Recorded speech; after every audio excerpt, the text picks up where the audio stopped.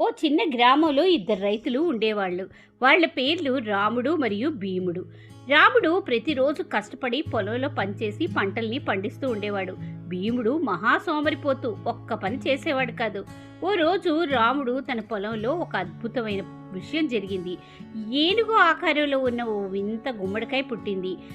తన ఆనందంతో ఆ గుమ్మడికాయని రాజుగారికి బహుమతిగా తీసుకెళ్లి ఇచ్చాడు. రాజుగారు చాలా సంతోషించి రాముడు పడిన కష్టాన్ని మెచ్చి ఒక నిజమైన ఏనుగుని బహుమతిగా ఇచ్చాడు. అది చూసిన భీముడు అసూయతో రగిలిపోయాడు.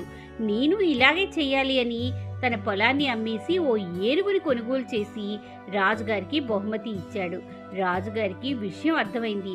ఇది భీముడు రాముడిపై అసూయతో చేస్తున్న పని అని గ్రహించి ఒక సాధారణ గుమ్మడికాయని తిరిగి బహుమతిగా ఇచ్చాడు. దాంతో ఒక్కసారిగా రాముడికి ఆశ్చర్యపోయాడు.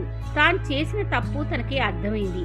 అసూయ వల్ల తన కష్టాన్ని, తన జీవితం మొత్తాన్ని తానే నాశనం చేసుకున్నాను అన్న విషయాన్ని గ్రహించాడు.